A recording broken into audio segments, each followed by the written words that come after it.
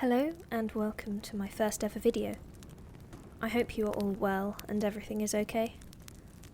I will be sharing 3 stories with you all in this 15-minute or so video. I hope you like them. Story 1. Don't sleep. Never before had a routine been so all-consuming and utterly irrefutable. Wake up, brush teeth, take a pill, eat breakfast. After that is anyone's guess, but up until breakfast, my routine never alters. An irrefutable 4-step program.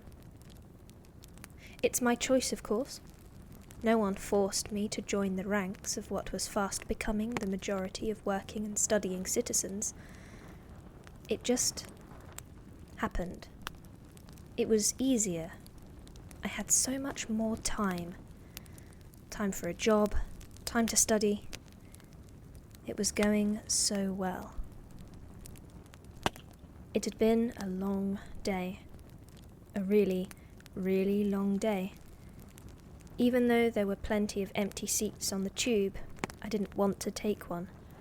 Sure that if I sat down, I would sink into the irreversible slumber. I chose instead to hang from the handrail like a marionette, swaying and swinging with the rattle of the train, as soothing as a rocking crib. I must not fall asleep. I jerked my head up from where it had dropped onto my chest, and let go of the rail with a gasp. I gritted my teeth, and set my feet on the floor, staring straight ahead through grimy eyes. I tried to make a game of swaying with the train, pushing my exhaustion to the back of my mind, a cloudy, dark place. I forced myself to focus. I was nearly home. I could make it. "It's your own fault," my companion hissed, but I ignored it. I had this whole thing under control. I would make it home, take my pill, and then it would be like the last few hours had never happened. I stared at my reflection without seeing, as the dark wall of the tunnel rushed past and the lights of the train flickered. How I wish I could go back from this. I had never meant for it to go so far. "It was your choice," my companion hissed again. "You did this to yourself, and now you can't go back." It's true, so I didn't bother to argue, but I still regret it. The train suddenly began to brake, and I stumbled, nearly falling. The few people on the train took no notice. My near-fall experience nothing compared to their papers and books and voiceless worries. I furrowed my brow as the slowing station seemed to twist before my eyes, the door opening in a sickly spiral instead of either side like normal. I felt a cloud of dread blossom in my chest. I was exhausted. I needed to get home. I stumbled off the train and into the swirling underground platform, each move sluggish and lethargic. I stared around in confusion. I had taken this train, gone through this same platform every day for the past 4 years, but right now I might as well have been in another country for all the sense it made. "You're not going to make it." I clenched my left fist and with only the slightest hesitation savagely pinched the back of my hand, twisting and pulling and digging in my long nails.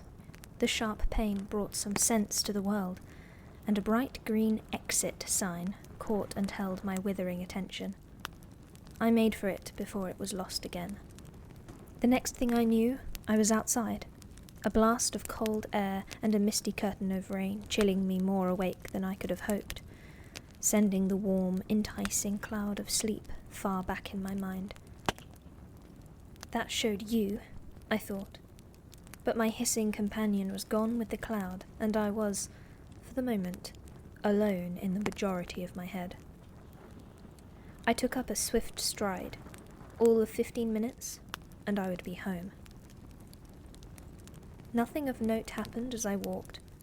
The world was wet and cold, devoid of people for the most part, and those in the minority, out and about in the frigid rain, seemed to drift like wind-driven clouds, keen to be home with the rest of them. I came upon my door without even realizing, near enough walking right into it. My door was dark green, dappled with brown dots of mould and flecks of sickly yellow from where the paint was peeling and bringing to light the previous owner's bizarre choice of colour. I had seen my mottled door every day of my life, each interesting pattern found and memorised, star signs and half pictures sunk into the benign. However, as I looked today, the flecks and spirals were spinning in front of my eyes, growing and shrinking in time with my heartbeat. The world was suddenly warm and close, and a weight was pressing hard on my chest, making my breathing low and shallow. I heard the dull thud of my head on the door before I registered that I had slumped forward against it. The world seemed to rush skywards, as though the doorstep was swallowing me, as I crumpled into a heap, asleep before I'd hit the floor. I hadn't made it. You didn't make it. Story 2. 10 seconds.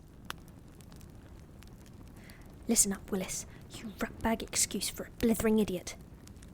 Terence spoke in a blistering whisper, taking 2 fistfuls of the front of Willis's jacket and pulling the young man's face to within an inch of his own.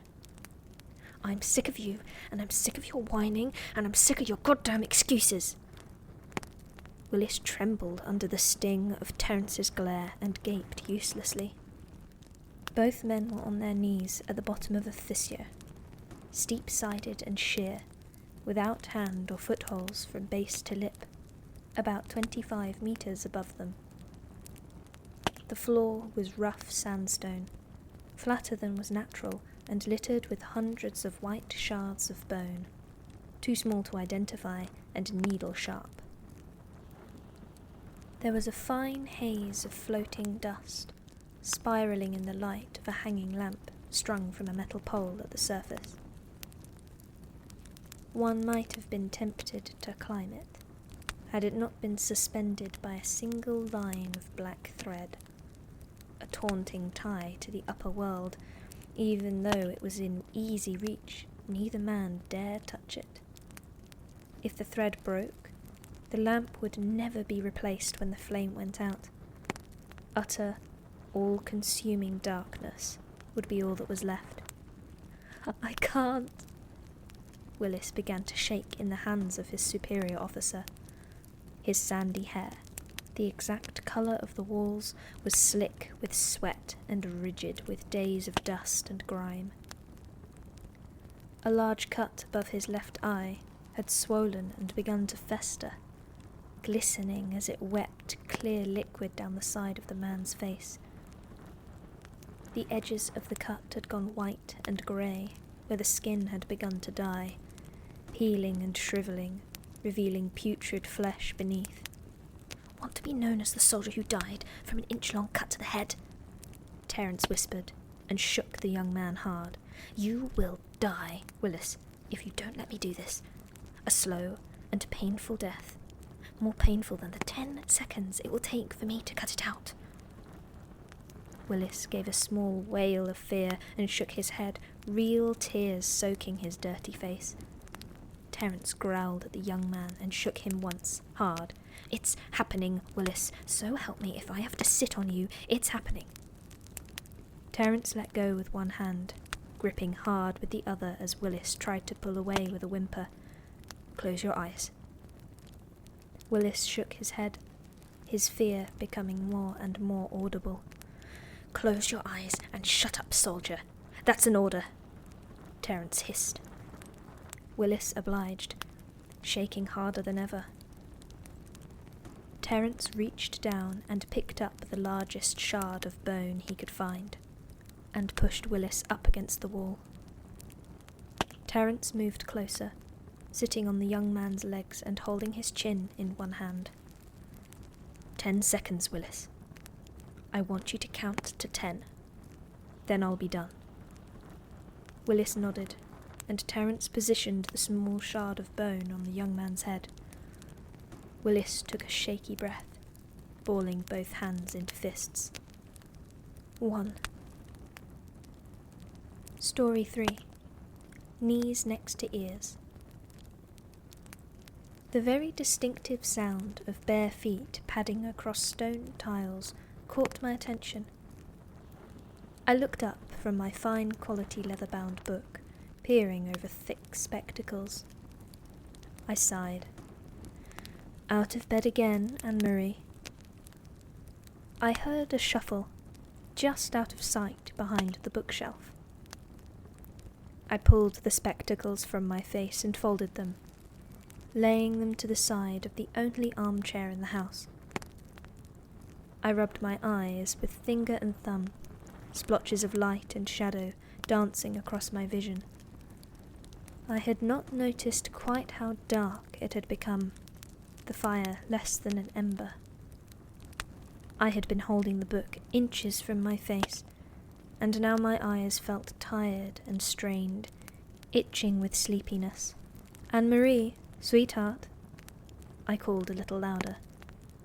There was a clatter from the kitchen, just beyond the shelves of the sitting room, and the tinkle of breaking china. A small gasp, and the hurried patter of bare feet on tiles crossed the kitchen out of view. I sighed, closing my book once and for all, squinting at the clock. It was past midnight, and the only light spilling through my curtains was the silver glow of a nearly full moon. I unfolded from the chair and stood, wincing at the cracks and complaints of joints stiff from a day's work and from being crammed into a small armchair for hours. I rose a little too fast and knocked my head against the ceiling with a dull thud. I grunted, ducking my head a little, and glared at the resulting dent in the plasterwork. To move about my small cottage involved a constant stoop and bent knees.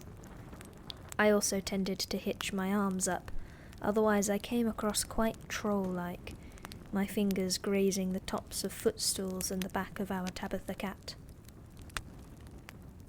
I made my way through the book-laden sitting room into the kitchen, making sure to mark each beam with a hand and duck my head beneath.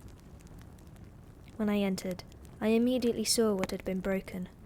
A neat little china cup, straight-sided and without handle, just for water.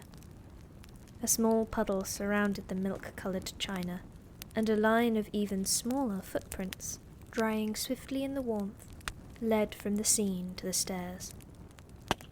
I crouched, my knees nearly touching my ears, and carefully gathered the fractured china into my large hands.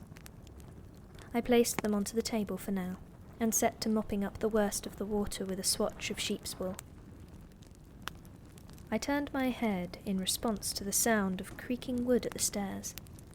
Not fast enough. All I caught was a flurry of white and another breathless gasp. Anne-Marie, I called, and rose, slower this time, resting my hand on the ceiling before my head.